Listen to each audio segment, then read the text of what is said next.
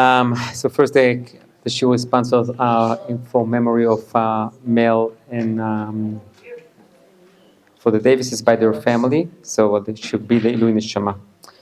Okay, so we will learn a little bit today about Parshat Vayetzeh, but we'll obviously take it to other places, as you can imagine. And we'll talk a little bit about universal ethics. I will start today. Hopefully we'll be done today for Parshat Vayetzeh, and if not, we'll see what we can do about it. So, if you look, ויגדלו הנערים, ויהי עשיו איש יודע ציד איש שדה, ויעקב איש תם יושב אוהלים. Okay?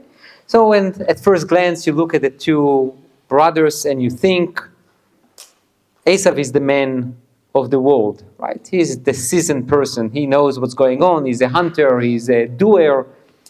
While Yaakov is an ish tam yoshev ohalim, sits in the tent, whatever, a naive guy, doesn't know much. And really you can see that Yaakov was very concerned to do what his mother told him. ויאמר יעקב אל רבקה אמו, and עשיו אחי איש שעיר ואנוכי איש חלק. Esav is very hairy and I am very smooth, and אולי ימושני אבי, my father might touch me, and he will immediately know that I am not Esav. And by the way, just when you think about what he said, what did you think? Your mom didn't think about it? Like she's going to send you to the lion's den and will just throw you to the dogs? Obviously, she understands, she knows Esav and Yaakov are very different. She will take care of it. So the entire question is a very naive question. And therefore, it seems to be that what we have in mind to Yaakov in terms of characteristics is that he's a naive guy, a nice person, but he can be deceived, and he's not someone who can really know what's going on. Totally wrong. How come? So take a look. וישא יעקב רגליו וילך ארצה בני קדם. So Yaakov has to flee Israel, and he goes to Lavan. וירא והנה באר בשדה, and he saw, and there is a well in the field. והנה שם שלושה עדרי צאן. You're looking for a source sheet? There is one at the front. וירא והנה באר בשדה, and he saw a well in the field. והנה שם שלושה עדרי צאן רובצים עליה, and he sees three shepherds with their flock are basically sitting around the well. כי מן הבאר ההיא ישקו העדרים. If you want a source sheet, there is one in the front. והאבן גדולה על פי הבאר. So there is a huge rock on the well, and נאספו שם כל העדרים, so all the flocks gathered together around that well. וגללו את האבן מעל פי הבאר, and they will remove this rock from the well. וישקו את הצאן, and they will water the flock. וישיבו את האבן על פי הבאר למקומה. And every day they will do the same thing, which makes no sense, right? Just leave it off. Just leave it without the rock on the well, so everyone can water their flock whenever they need. You don't want dust falling down. What? You want to protect it from. Okay, so put something like not a rock, like just put a little cover. Okay, you can go to Costco, you get it, and I don't want to tell you. Then you can replace it and then exchange it, because they are changing their exchange policy. Baruch Hashem. But the idea is, why to put that truck and to wait for all of them to come together and to remove that truck? It makes no sense. It makes sense if you have a society which is total immoral and unethical, which means you are afraid that someone will take more water than they need, and they will not wait for the others, which means that society is not the most, not the kindest society, but also there is no trust in that society. That's where Yaakov is going to go. So, ויאמר להם יעקב.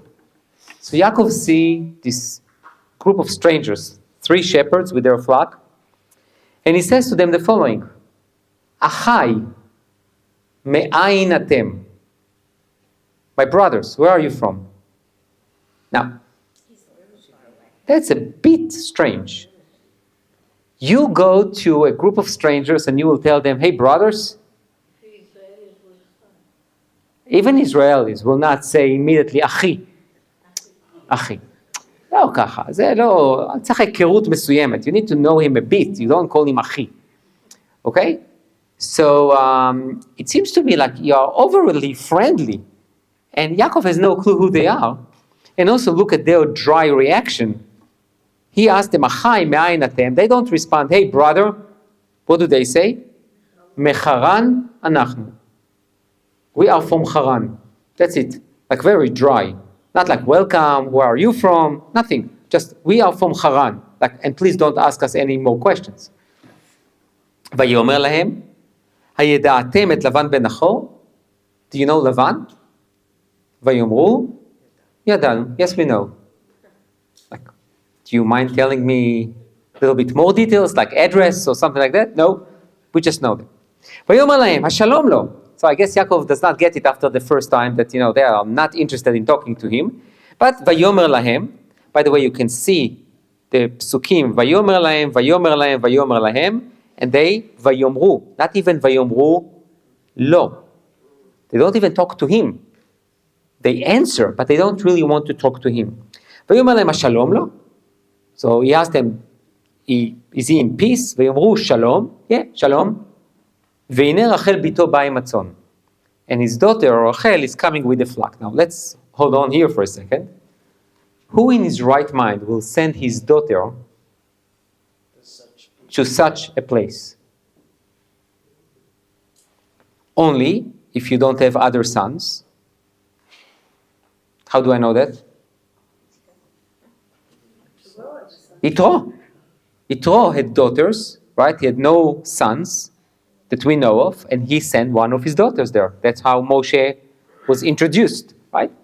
So it might be that Lavan did not have any boys, any sons, or alternatively, He did have sons at the end. It was his sons that showed a bad face to you. very good. That according to Midrash, he had sons only after Yaakov came into the family. Not son-in-laws, that he had more children and he had boys. That's what the Midrash says. Not necessarily that we need to accept it right now.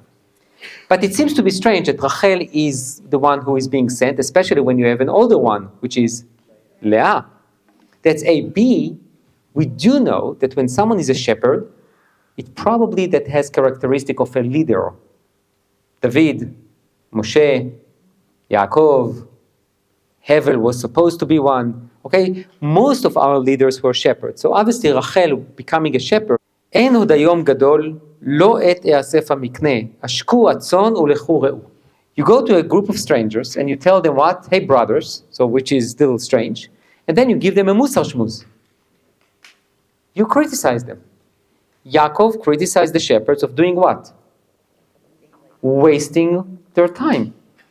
It's too early to just chill, around the well and just to relax. And you're wasting your employer's time. Very good. Who are you? You're just a stranger. You came into town. You are thinking like we are brothers, and now you are chastising us and criticizing us. Vayomer chutzpah, right? Vayomer vayomru lo nuchal ad asher yasfu kol ha'adarim. So I don't know why they are even compelled to respond to him, but they do. And I guess it's a human nature when you are being accused of something by someone that you don't really even care about, but you will try to protect yourself. So they say, no, you don't understand it. We can't do anything until yasfu kol ha'adarim, until all the shepherds from the area will come around, v'galu et ha'even ma'al pi ha'be'er, and then they will remove the rock from the well, v'ishkinu atzon, and then we will water the flock. So you don't understand what's going on, so don't criticize us. עודנו מדבר עמם, ורחל ביתו בא עם הצאן, אשר לאביה כי רואי. Okay, so he's still talking to them, which by the way, the Torah does not reveal the content of that conversation, but I would assume that he would say, but why do you do that? Why do you need to wait for all of them and you're wasting your time? And they will tell him that's the way we do it, right? And he will try to tell them that whatever they do wrong, right? Okay, good, sounds familiar. And Rachel comes along, ויהי כאשר ראה יעקב את רחל בת לבן אחי אמו, ואת צאן לבן אחי אמו, so when he saw Rachel and the flock, what does he do? ויגש יעקב ויגל את האבן מעל פי הבאר, וישק צאן לבן אחי אמו, כמעביר פקק מעל גבי בקבוק. Like you take the lead from a battle. Now, if you can do it by yourself, why do you need to wait for Rachel to come? Right? Okay, so this entire narrative is a bit challenging. We need to, and that's what we're going to try to do today and perhaps even next week, is to try to understand two main things. A, what is this friendly approach to strangers? Like, achai. my brothers. Why would he say that? He could barely call his own brother my brother, right? But he can call strangers my brother. That also sounds very familiar, right? Tov shachen karov, me'ach rachok. Well, I see some smiles. Okay, that's okay. Every family has it. Okay. So, in addition to that, so we need to understand this friendly approach. B, we need to understand this moral criticism. Who are you? Why would you do that? Since when Yaakov was appointed to be the judge? Why would he do that? And third, what exactly the lessons that we can learn from this narrative? Okay, so let's start with the Ralbag. Who was Ralbag? Anyone knows? Rabbi Levi ben Gershom. Very good. End of 13th century, beginning of the 14th century. He was a philosopher, he was a doctor, he was an astrologist, he was, what else he was? He was a doctor, incredible Talmid Chacham, but his philosophy was not exactly accepted by everyone, and for many, many years he was not quoted. Okay, later on he was quoted more. Okay, so the Ralbag says the following. התועלת הראשון הוא במידות. He says the first lesson that we can derive from this narrative is במidot, which means the attributes, the characteristics that we should have. והוא שראוי לאדם שיהיו דבריו עם הבריות בנחת ובתכלית הפיוס. He says that it's good for a person to always speak to other people בנחת, in a pleasant way, ובתכלית הפיוס, which means not appeasement, but in a nice way that they will feel comfortable, כי בזה ישלם השלום. Because with that, you will have peace and harmony in society. ויהיה לאדם מהאנשים העזר שיצטרך לו מהם. So, one reason is for the sake of society, but the second reason is for what? For your own benefit, right? If you are friendly with someone, he or she will be more inclined to what? To help you. So therefore, he says that when Yaakov came down to Haran, he basically what? He spoke to them nicely, A, because he wanted to create a nice harmony in society, but also he needed their help, right? So that's why he did it. ולזה תמצא, כאשר שאל יעקב מהרועים מאין הם, and this is why when you will see that when Yaakov asked the shepherds, where are you from? אמר להם זה בנחת ובפיוס וקראם אחים לו. This is why Yaakov approached them as what? As my brothers. So, the first lesson we can see from here that Yaakov did it in order to do two things. A, to create some kind of harmony in society, and B, he needed their help. Okay, yes, Lynn. Is it possible that this Yaakov leaves, he lost his brother, he tricked his father, his mother sent him home, he's all by himself, so clearly after his journey, he was so happy to see people, and he felt that I've got to make friends, he's all by himself in this world. Maybe that's why he was just so warm and friendly. Okay, very interesting take. Now, I will ask you, give me please two more examples that the word achim, you know what, one. Okay, Yosef, obviously, when he is looking for what? Et achai anochi mevakesh, even though they definitely did not see him as a brother. They saw him more as an enemy, okay? And who else? Ashomer achi anochi, okay, that's with Cain. Okay, one more. Shimon velevi achim. Echav, the word echav.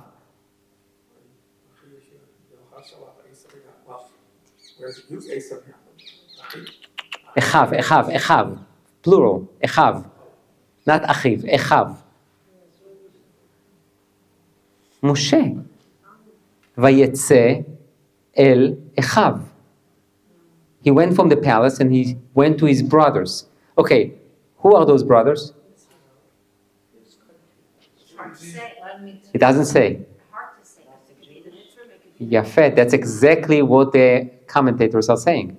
The Ibn Ezra, if I'm not mistaken, says Vayetzeh lechav, his Egyptian brothers. He saw himself as an Egyptian. So then he went to the Egyptian brothers, but when he saw that they beat up Jews, he says, I can't associate with them. I'm going to switch. Ramban and others says Vayetzeh lechav, he knew he's Jewish, and he went immediately to what? To his quote-unquote Jewish friends. Which, by the way, I think that the simple understanding of Echav will be the Egyptian ones. I don't think Moshe knew. I think he knew he's not totally Egyptian, but I don't think anyone in the palace told him that there are no Jews, but he's a Hebrew. Okay, that he's a Hebrew. Okay, he was raised as an Egyptian prince. So therefore, the word Echav might be your brothers, mamash brothers, but in the example we found is those are not brothers that act like brothers. Those are brothers that act like enemies. And here, he approached those strangers as achim, or because of some kind of affection, trying to find quote-unquote family, or, like what the Ralbag says, he tried to be friendly because he thought that would be a great way to create some kind of harmony in society, or alternatively, he needed something from them, which makes it a little bit fake. He could have said maybe somebody in this putza of shepherds could be my relative. He's looking for his family. Mm-hmm. Oh, so you're saying achim, meaning maybe one of you are like quote unquote a brother means a relative. Okay. But you can understand that Yaakov is overly friendly. Let's put it like that. There's no question. And obviously the Rishonim are trying to understand why. The Natziv is not a Rishon, he's an Acharon 19th century. He says, Limed Leshono. What is Limed Leshono? He taught himself לדבר לשון אהבה ורעות, to speak in a language of love and friendship, על כן קרא לרועים שלא הכירה מעולם אחי. So that's why he called the shepherds that he never knew before, my brothers. So according to the Natziv, unlike the Ralbag, he basically says that Yaakov didn't do it just for his own personal benefit, but that's the way he decided he's going to speak to others, in a nice and pleasant way. Now, I will tell you, which is interesting, I think it's interesting. When Yaakov, after 7 years of working for Rachel, how did he speak to his future father-in-law? Hava et ishti ve'avoa elea. I'm not sure I want to translate, but just bring me my wife and let's have a family. That's not divrei ahava vereut. Okay, now, go. He's what? He knew who he was dealing with. Okay, so Lavan, you need to be very straight with him. By the way, just a side note. This is once I thought about giving a shiur on that. I just don't have time to make it. But, you have Hebrew expressions. Like when I want to say that I'm going to be very, very clear with you, what's the Hebrew expression for it? Berachel bitcha haktana. Now, you understand how ironic it is. Yaakov says to Lavan, Evotcha berachel bitcha haktana. Rachel, your daughter and your youngest daughter. To be very clear. And then he got what? Leah. Okay? So we use it in order to show that we are very clear with someone. Berachel bitcha haktana. That's exactly the opposite. But that's the irony of many, many things. Okay, so the idea is that according to the Natziv, we are talking about the idea, he just taught himself to talk like that, even though sometimes he will not speak like that. Okay. So we managed to understand a bit what is this approach of my brothers. Okay. By the way, I'm thinking still about what you said in terms of trying to find a family. It is interesting to note, maybe I need to give it a little bit more thought, but it seems to be that Yaakov was not in a rush to go back home. After 14 years, he could have gone home, but he didn't. Because I think he knew what was waiting for him there, and he felt, he did start feeling more and more comfortable at Lavan's house, until he heard what they are saying about him, that he stole all the property from our father and everything. Okay. By the way, just thinking about the Psukim, Yaakov called someone else also brothers. Who else?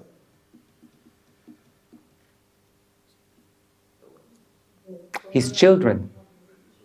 His children. At the end of Parshat Toldot, when he runs away,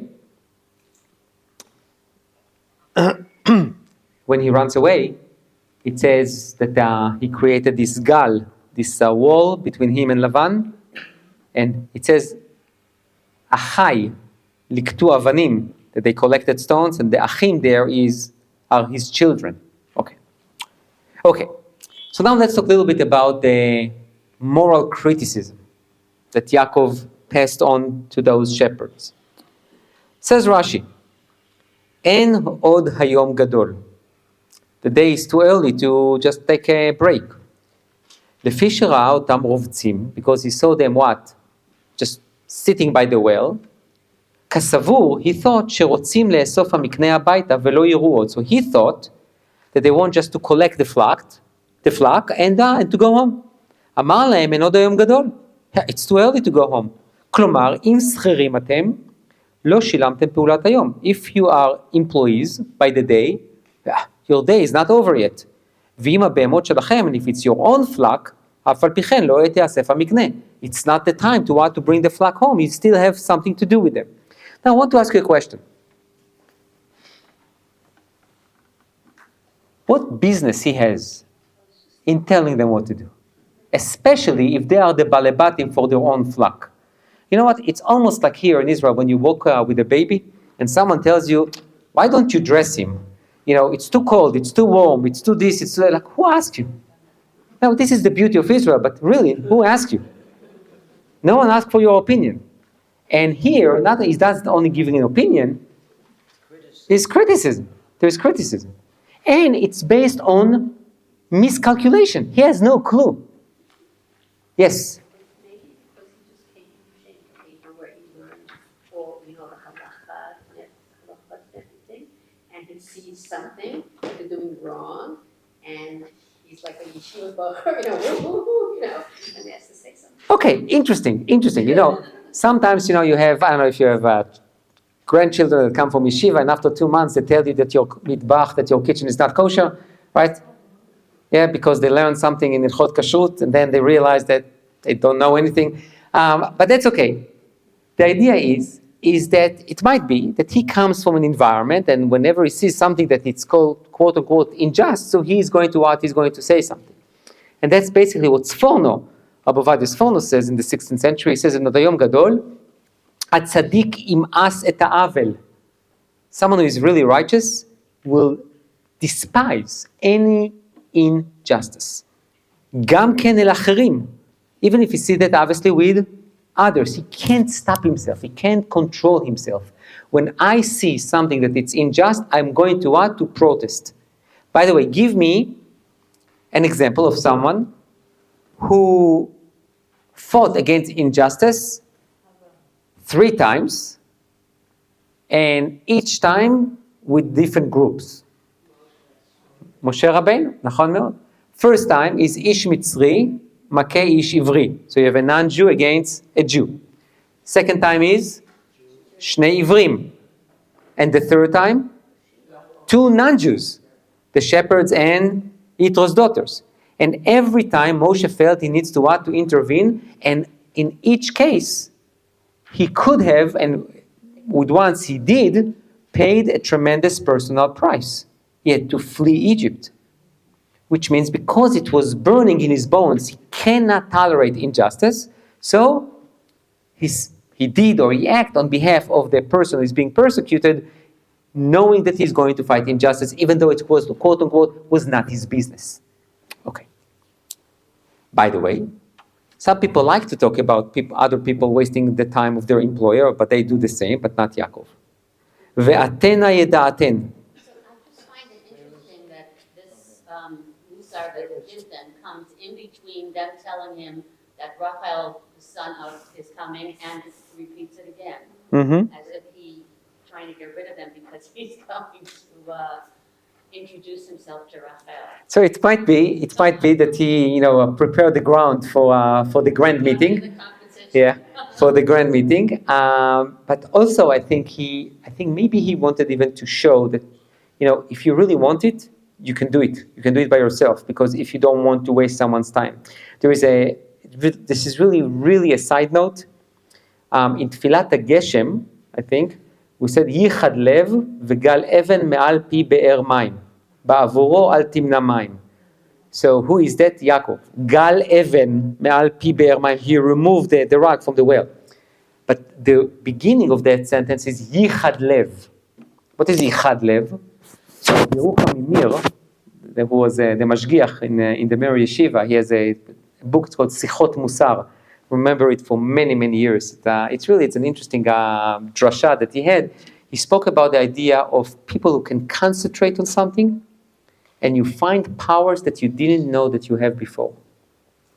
Yaakov, like those people who can, like karate, that they can, they can break the brick, like with the, with one, strike. How can they do that? It's about concentration. It's not that they are stronger than you, and it's not that they know exactly where the brick is weak. It's a lot of concentration. He wanted to say yichad lev, yichud alev, meaning if when you concentrate on something, you can accomplish. Obviously, his sicha was about learning Torah, not removing rocks from a well, but that's the idea of Yaakov. So, Yaakov says to Rachel and Leah before he leaves Lavan, he says, "Ve'atena yeda'aten." You know, ki bekol kochi avadati tavichen, that I walked at your father with all my might. הייתי ביום אכלני חורב וקרח בלילה. In the day, I was basically, I was cold or was overheated, וקרח בלילה, ותידד שנתי מעיניי. Had sleepless night, meaning I walked every day, all day for your father. Which, by the way, the Shulchan Aruch and the Gemara basically learn from here the expectation from an employee. An employee. There is no time for Instagram, Facebook, social media while you are working. When you walk, you walk. By the way, interesting. Someone told me, I don't know how true it is or not, I didn't check, but he told me that in some companies, when you have a lot of young people, there are 3 screens for each employee. One with their social media on the screen, so they don't need to look on the phone. And 2 for their... So they're looking at the screen. So they do look. What's the difference? So the employer knows it, but he doesn't want them to look at the phone. Because if they will look at the phone, they will do other things. So their social media is on the screen. That's, I guess, like in a high-tech... it's Google? So it's when I heard about it, I said, are you... Second screen.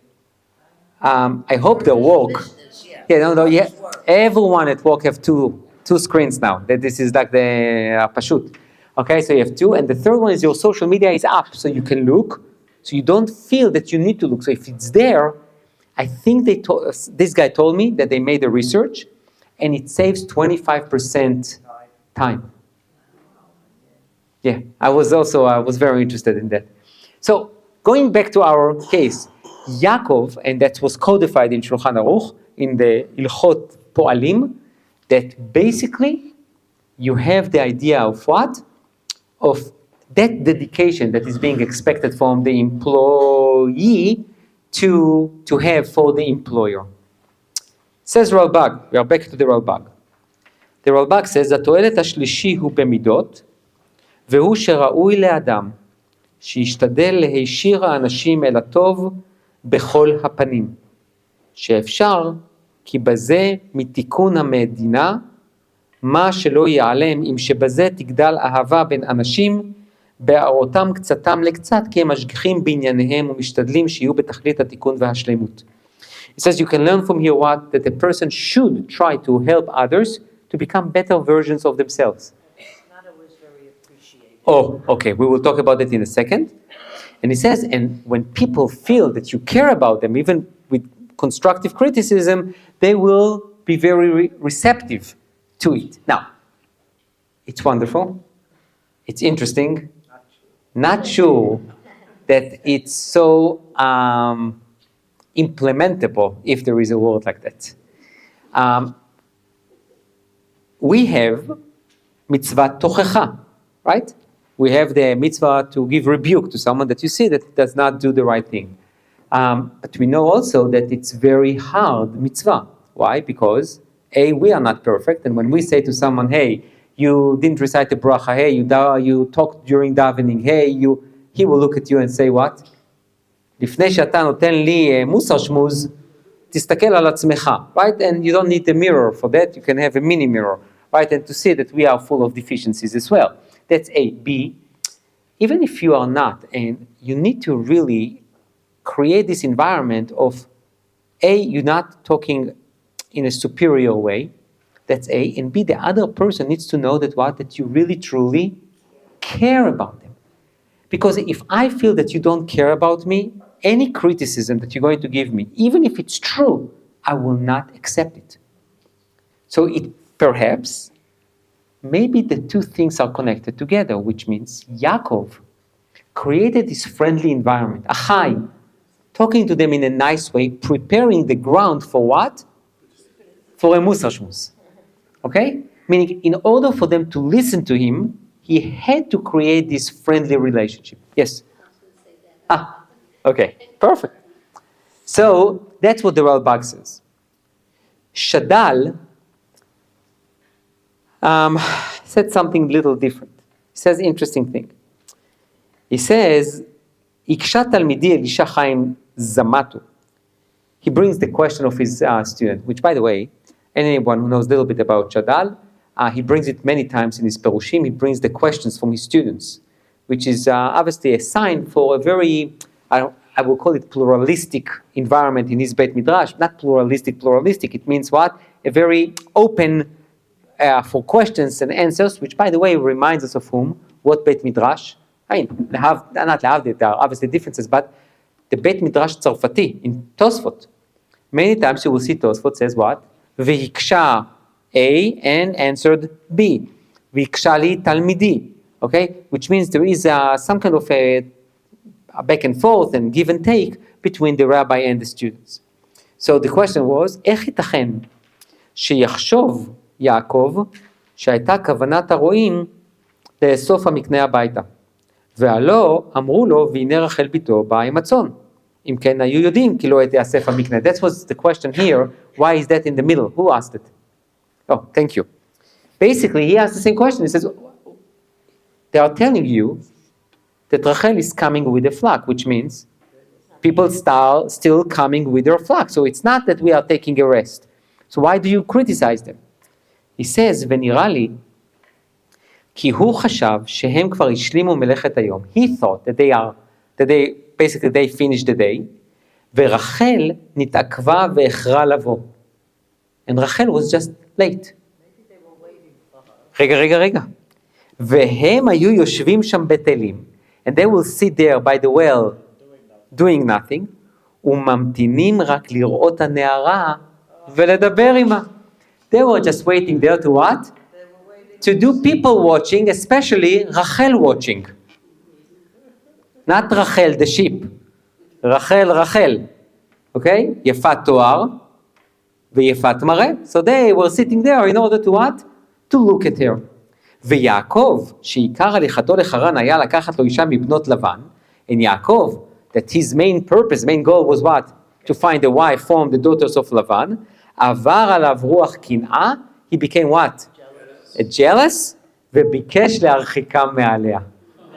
That's original. That's love at first sight. But that's truly original. Basically, I will repeat it. Basically, I saw that basically what Yaakov did, he miscalculated everything. He thought that they are done with the day. But the question was, how could he think like that? They told him Rachel is coming with the flock, which means it's still working day. So what do you give them criticism? Answer, he thought that they are done because they are sitting idle. And the fact that Rachel is coming only now, that's because of what?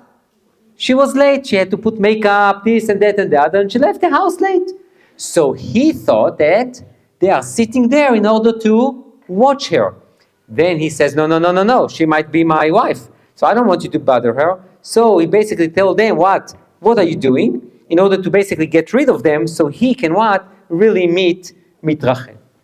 Now, that's original. That's nice.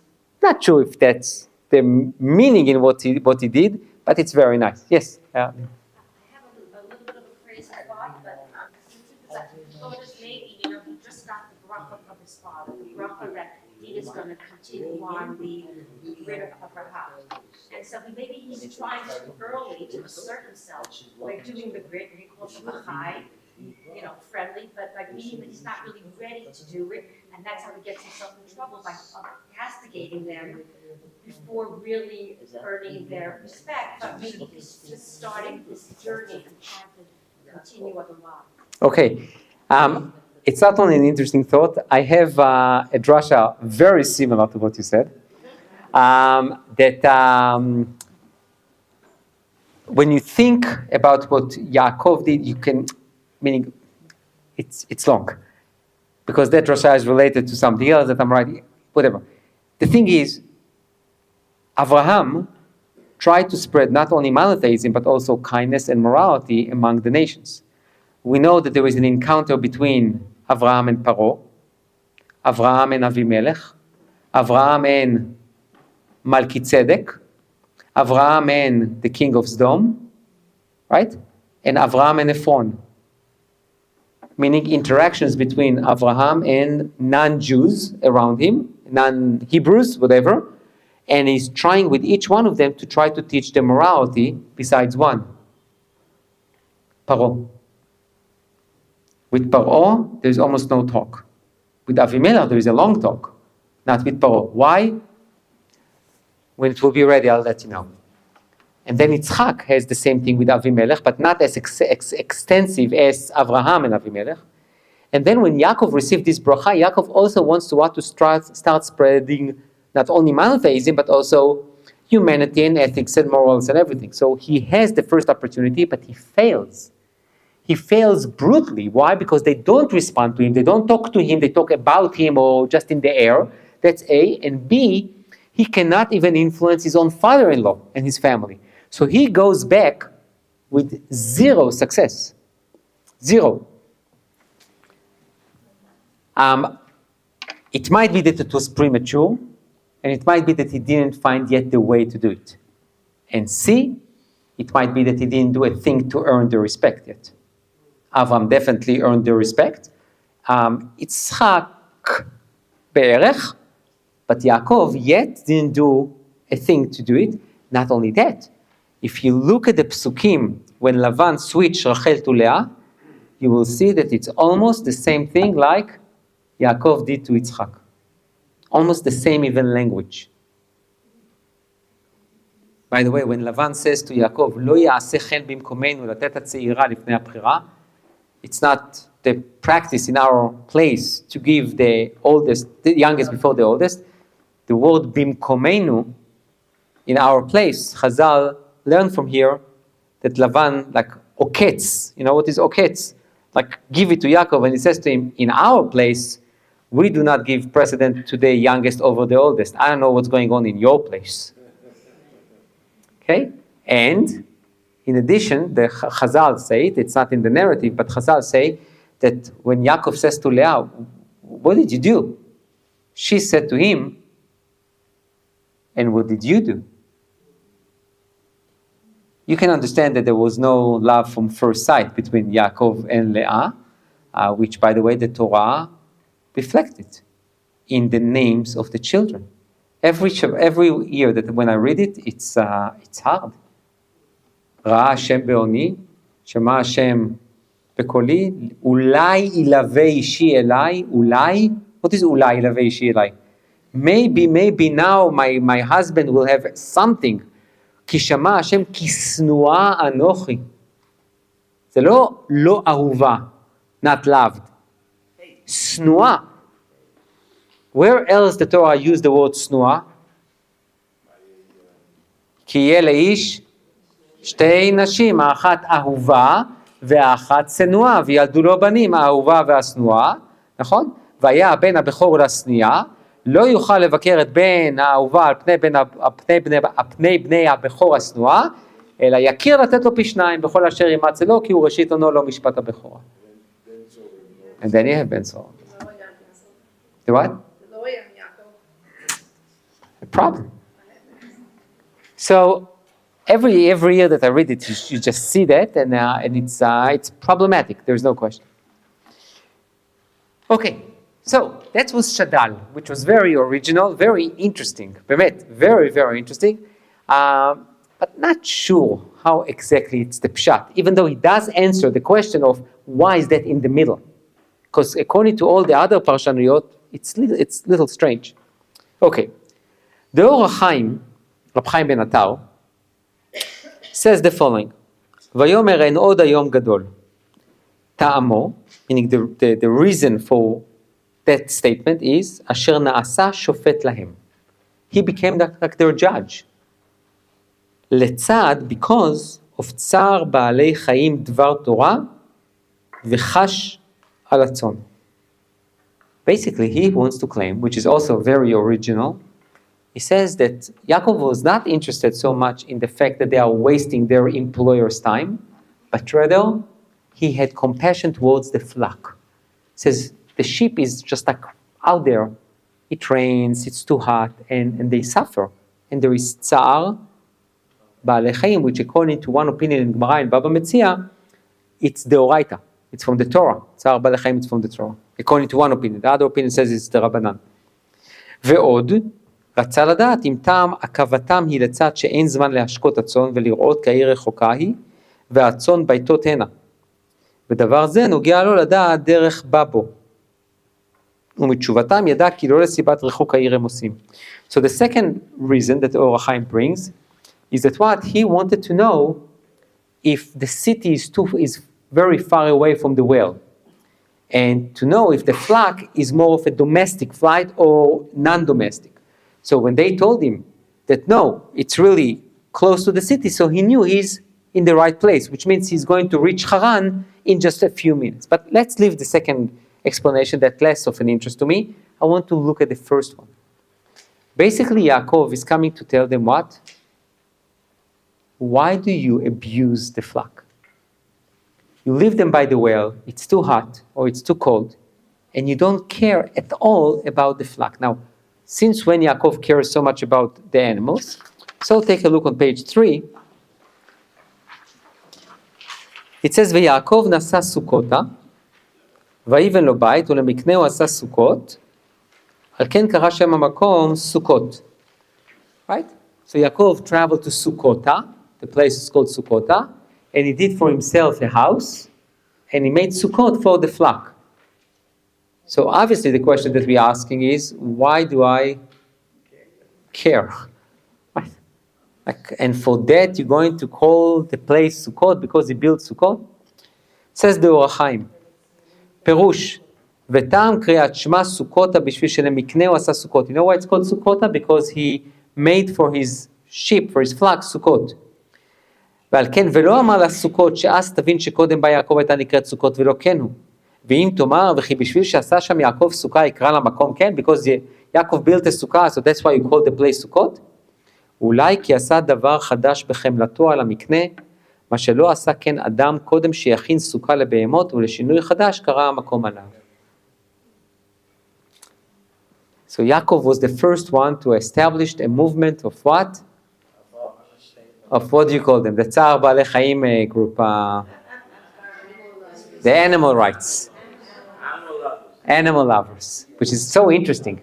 Which means basically he says, okay, I'm building a home for my children. That's the first thing you do. But then I'm going to protect the animals. Because we are not here to only use them and take advantage of them. We need to also what? Protect them and take care of them. That's one, why of the real opinion says it's mideoraita. But even if you don't say it's mideoraita, we know in halacha that before you eat, you give first to your animals, to the extent that if you are washing your hands, we shouldn't speak, but you can ask before you eat the bread, Aim natnu ochel habehemot. Did we feed the animals? Okay, so you can see that the idea of taking care of them is definitely also part of halacha.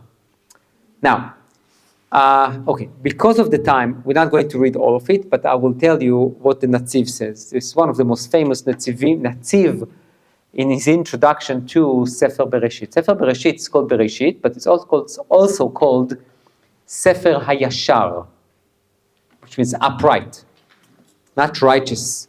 That's tzaddik, Yashar. It says why it's called Sefer Hayashar? Because the Avot Avraham, Yitzchak, and Yaakov were called Yesharim. What does it mean? What does it mean to be Yashar? So says the Netziv in an incredible way. He says there is another pasuk that says the word Yashar, where in Haazinu, עצור תמים פועלו, ככל דרכיו משפט, אל אמונה ואין עוול, צדיק וישר הוא. Chazal say, what does it mean Yashar? Yashar, it refers to what? To the time of the Beit HaMikdash HaSheni. Why? Because in Beit HaMikdash HaSheni, there was Torah, there was mitzvot, there were Talmidei Chachamim, and why was it destroyed? Sinat Chinam. Says the Netziv, what was the Sinat Chinam? The Netziv says, some people, they looked at the other groups in society, and the minute that they determined that they are not doing exactly what they do, they called them Apikorus, Tzduki, Lo Ma'amin, not religious, not Jewish, not whatever. He says, this is not what Hashem is looking for. He says, our Avot, Avraham, Yitzchak, and Yaakov, they dealt all their lives with whom? With non-Jews. And you see how they talk to them, how they try to help them, how they daven for them. It says, that's Yesharim. It says, that's why called Bereshit is called Sefer HaYashar. It says, Hashem does not want tzaddikim that cannot accept others. Now, you can have debates, you can have conflicts, you can have, arguments, and you can have debates. And not everything goes. But the fact that someone does not do exactly what you do does not mean that he or she should be out. Now, so in conclusion, Yaakov is teaching us two main things. A, the idea of how you talk to strangers. And in a way that creates some kind of harmony in society. And B, the idea that morality and ethics is not only for us, like the nation of Israel, but it's something that we try to spread to everyone. Because we believe, and I will say it, and to know that in a way, sometimes I feel that this term was taken hostage by others. We fully believe in Tikkun Olam. Just with two more words. B'malchut Shakai. Malchut Shakai. With God's kingdom, with His values. We believe we need to fix this world, and the beginning of fixing this world is with morality and ethics. How do I know that? Because that's what the Nevi'im told us as the nation of Israel. 85% of what the Nevi'im are telling us is about what? Our lack of morality and ethics. You look, Yirmiyah, Yeshaya, Cheskel, okay? They are talking about the corruption in our society before they speak about Shmirat Shabbat and Anachat Tefillin. Because it starts there. And why does it start there? Because that's why Avraham was chosen. Ki yeda'ativ leman asher yetzaveh et banav et bnei beito. נו? אבל יש עוד לפני זה. ושמרו דרך השם לעשות צדקה ומשפט. They will guard the path of God to do tzedakah and mishpat, and this is why Avraham was chosen. And if that's true, we sometimes, I think, lost sight of it because of galut and everything, but we shouldn't lose sight of this essential component of who we are, and our destiny is to be all Goyim, and part of it is definitely not only to keep Shabbat and mitzvot, which is obvious, but also to be the most ethical and moral nation on earth.